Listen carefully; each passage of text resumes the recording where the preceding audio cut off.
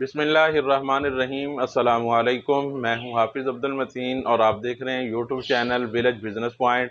दोस्तों, उम्मीद करता हूं कि आप सब खैरियत से होंगे। दोस्तों, आज की इस वीडियो में आपको बताएंगे कि आप लोग अगर अपने फार्म के ऊपर जानवरों के लिए सैलेज इस्तेमाल करते हैं तो उससे जानवरों को क्या नुकसानात होते हैं।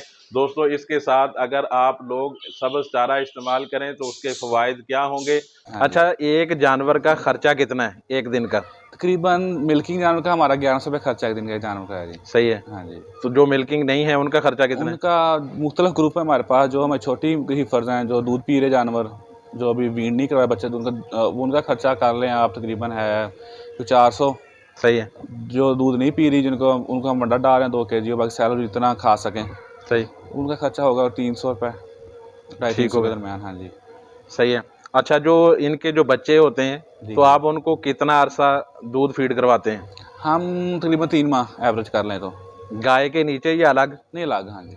गाय के नीचे कितने दिन होता है? गाय के नीचे हम एक दिन भी देते दूध। एक दिन भी नहीं होता? नहीं पहला दिन भी नहीं? नहीं, जब बच्चा देती ही गया उसको ज़्यादा कर देते हैं फ़ौरन। सही है। उसे दिखाते नहीं, बच्चे खुद ही साफ़ करते हैं हम उन्हें। सही है। और 4 दिन उसको देते हैं, बोली देते हैं। जी जी। उसके बाद फिर वो हम फिर 20 दिन देते हैं, मदर मिल्क देते हैं उसको। उसके बाद हम CMR शुरू कर देते हैं। पाउडर मिल्क होता है जो बच्चों के लिए सही से। स्पेशल है, गाय के बच्चों के लिए, वो स्टार्ट कर देते हैं 20-25 दिन बाद। तो जानवर का जो मसलन जो माँ का दूध है और वो डब्बे का दूध, जी जी। ये कोई जानवर को जो बच्चा छोटा है उसको कोई मसला तो नहीं होता? नहीं मसला, अगर सही मैनेज कर लें, सारी मैनेजमेंट ही है उसमें। अच्छा। अगर आपकी लेबर ठंडा पिलाती है तो उससे इशू आपको आएंगे। जानवर को डायरिया वगैरह बच्चे एक्सपायर भी हो जाते हैं। सही है। तो अगर आप टेम्परेचर मेंटेन रख के ठीक तरीके से पिलाएं तो उससे ज़्यादा ग्रोथ बच्चों में आती है। सही है। हाँ जी। सस्ता ही पड़ता है आपको मदर मिल्क से, गाय का दूध सस्ता ही पड़ता है। अच्छा, अभी आपने बताया कि एक दिन भी बच्चा आप गाय के नीचे नहीं छोड़ते नहीं जब वो सुआ देती है, जी जी। तो उसकी वजह क्या होती है? क्यों नहीं नीचे रखते? इसकी वजह यही है कि इतने गायें ज़्यादा बच्चे होने की वजह से हम नहीं ला सकते इतने बच्चे ना गाय के नीचे। सही है। हम मिल्किंग मशीन पे मिल्किंग करते हैं। सही तो है। फिर हमें मशीन बच्चे के बगैर मिल्किंग करनी होती है। सही है। अगर हम बच्चा लगा देंगे फिर बच्चा ही ढूंढेगी सही है। वो सही दूध नहीं देगी अच्छी तरह से, और इतने बच्चे लाने मुश्किल हमारे लिए ना। सही है। यही वजह है या कोई और वजह भी है? नहीं, यही वजह मेन तो यही मेरे साथ। तो ये इससे दूध देने से ना बच्चे के नीचे मांगनी से यही पता नहीं चल रहा कितना दूध पी रहा है। सही। हम दादा से पिला देते हैं, जब हम बाहर पिलाते हैं लहदा तो हमें पता हम इतना लीटर दूध दे रहे हैं ऐसे। सही है। हम 2 लीटर सुबह, 2 दोपहर, 2 शाम दे रहे हैं, हमें 6 लीटर पता है हम 6 लीटर दे रहे हैं। तो ये जो पुराना हमारा तरीका है कि ऐसे ही नीचे छोड़ दिया, जब वो कहते थे कि एक थान इसको देना है, हाँ जी हाँ कि जी। पिछले 2 या अगले 2, हाँ जी हाँ जी। तो उस वो तरीका और ये जो अभी हमारा जदीद तरीका आ गया कि पाउडर के साथ, हाँ जी तो बच्चे की ग्रोथ बेहतर हो जाती है? ग्रोथ बेहतर आप कह सकते हैं। ग्रोथ उतनी बेहतर नहीं, इतनी मांगनी से बेहतर आती है। सही है। वो अच्छी ग्रोथ देते हैं जानवर, सही है। लेकिन वो मुश्किल बहुत है फार्म पे ना, वो ऐसा करना वो कह लें मुमकिन नहीं है जानवरों के सही लिए। है। हाँ जी। अच्छा, आप अपने एक जो मिल्किंग जानवर है उसको आप वंडा एक दिन में कितना देते हैं? हम तकरीबन 8 किलो दे रहे हैं जी एक दिन में एवरेज। जो हमारा मिल्किंग हर्ड है ना, शेड है सारा, उसमें 8 किलो एवरेज है जी हमारी। 8 किलो एक दिन के? एक दिन का 8 किलो। सही है। दूध के हिसाब से देते हैं या बस वैसे आपने रखा हुआ है कि 8 किलो देना नहीं, है? दूध के साथ देते हैं हम, एवरेज के साथ देते हैं। जितनी सही उसकी है। एवरेज है उस तरह उस वंडा कम ज़्यादा करते सही हैं। है। अच्छा, ये जो दूसरे जानवर हैं जो मिल्किंग नहीं है, जी जी। तो उनको भी आप वंडा देते हैं? जी उनको वंडा दे रहे हैं हम। उसकी एवरेज क्या है? 2 किलो दे रहे हैं हम जी। 2 किलो दे रहे हैं। जी। ठीक हो गया। अच्छा, एक जानवर का साइलेज का खर्चा कितना है? सैलड जी हमें तकरीबन पड़ रहा है 5 रुपये kg, जो हमने लास्ट दफ़ा बनाया था। सही है। तब खाद सस्ती थी, 20 सस्ते थे, हमने बनाया था पिछले साल। सही है। जो मौसमी मक्खी होती है उसका बनाया था। सही है। उसके बाद खाद काफ़ी महंगी होगी, 10,000 की होगी, तब 4-5 हज़ार की DAP थी। सही है। तब हमें पड़ा था 5 रुपये kg। ठीक है। हम तकरीबन हमारी जो एवरेज जा रही है, एक बड़े जानवर को 30 kg सैलड जा रहा है, और 30 kg हम अल्फा दे रहे हैं, लूसन दे रहे हैं उनको। सही है। वो हमें 2 रुपये कॉस्ट करता है, सैलड 5 रुपये कॉस्ट करता है। सही है। हाँ जी। तो आप 230 जानवर हैं आपके पास, तो आप कितने एकड़ का साइलेज बनवाते हैं? हम तकरीबन पूरा साल में तकरीबन 80 एकड़ सैले बनाते हैं जी। सही है। और 15 एकड़ हम लूसन लगाते हैं साथ, सही है। ग्रीन चारे के लिए ना। ग्रीन भी बहुत ज़रूरी इनके लिए ना जी। सही है। तो कम से कम 5% आपका ना, जो टोटल फीड का उसका आपका 5% हरा सब्ज़ चारा लाजमी होना चाहिए। सही है। तो हम तकरीबन 30% सब्ज़ चारा देते हैं जानवरों को, इससे इशू कम आते हैं जानवरों में जी। अच्छा, आप जो लूसन आप काश्त करते हैं इनके लिए, जी जी। आम डेयरी फार्मर नहीं करते, वो मतलब वही जो हमारी बरसीन होती है या मसलन वो जिसको हम गाचा कहते हैं, हाँ जी हाँ जी। वो सब्ज़ चारा इस्तेमाल करते हैं। जी जी। तो ये लूसन में कोई इसकी मतलब मिल्किंग में कोई फ़र्क है या जानवर की ग्रोथ में फ़र्क है? आप किस लूसन वजह के से ये कर? 2-3 फ़ायदे हैं जी। अच्छा जी। एक तो देखें ना, वसीम ख़त्म हो गया अब, जी, जी। ये अभी वो बेहतरीन चल रहा है अभी भी, ऐसा ही है। ये इसका फ़ायदा हो गया। दूसरा, इसमें प्रोटीन बहुत ज़्यादा है जी। सही है।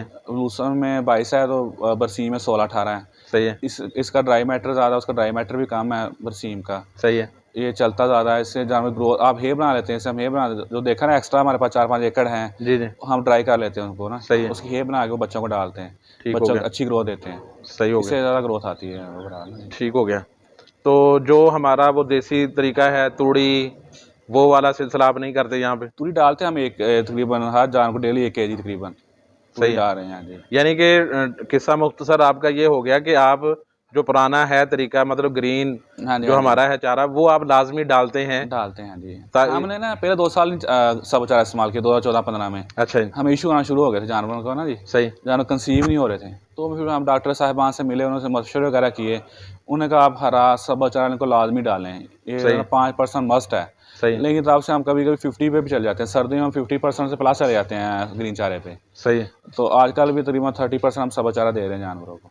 ठीक हो गया। हाँ जी। इससे जानवरों के मसले मसाइल कम आते हैं जानवरों में ना जी। अच्छा, सब्ज़ चारे से मसले मसाइल हैं और साइलेज से कोई मसला नहीं है? सैलड से मसले मसाइल आते हैं जी। सही है। सब चारे से मसले मसाइल नहीं आते। ठीक है। सैलड से आप डालेंगे, सैलड से आप जानवरों को, आपको लेमनेस आएगी, सही है। जानवर एसिडोसिस में चले जाएंगे, एसिड होगा जानवरों में, इसमें एसिड बहुत होता है, एसिडोसिस होगा जानवरों को। सही है। सब चारे से इसमें कोई मिनरल विटामिन नहीं होता, आपको एक्स्ट्रा देना पड़ता है, एक्स्ट्रा खर्चे करने पड़ते हैं। सही है। सोडा डालेंगे आप इसके साथ, तो ग्रीन चारे के साथ ना आपको सोडा डालना पड़ता है, ना उसमें विटामिन देने पड़ते हैं, कोई चीज़ आपको देनी नहीं पड़ती। सही है। उसमें खुद तो सारा कुछ होता है उसमें। सही है। होता है इसमें सारा कुछ है, लेकिन हम सब सारे इसको हम बंद कर देते हैं ना, तो आप सब उसमें मिनरल। जी दोस्तों, आज की वीडियो आपने देखी। दोस्तों, इस वीडियो के अंदर आपको डेयरी फार्मिंग बिजनेस के अंदर आपको फीडिंग सिस्टम के हवाले से ब्रीफिंग दी गई। दोस्तों, हमारे जो ऑनर हैं फार्म के, चौधरी असलम साहब, उन्होंने ये कहा कि दोस्तों, अगर आप लोग डेयरी फार्मिंग बिजनेस करना चाहते हैं तो असल चीज़ सबसे जो अहम है वो मैनेजमेंट है। अगर आपकी मैनेजमेंट, आपको मैनेज करना अच्छे तरीके से आ गया, मैनेजमेंट ठीक हुई, तो आप अच्छे तरीके के साथ डेयरी फार्मिंग बिजनेस कर सकेंगे।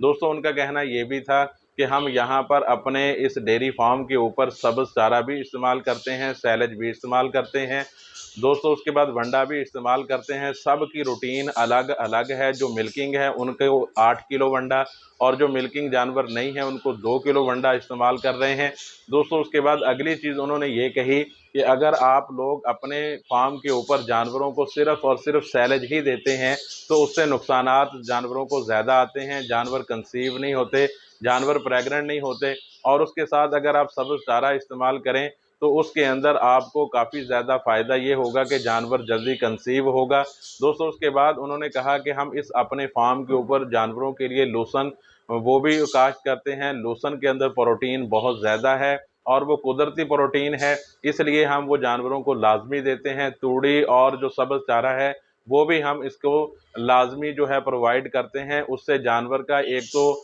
जो बीमारियां हैं वो काफ़ी हद तक कंट्रोल में रहती हैं, और जो सैलेज की वजह से नुकसानात हो जाते हैं, लेमनेस है और इसके अलावा बाकी परेशानियां जो हैं वो भी काफ़ी हद तक मैनेज हो जाती हैं।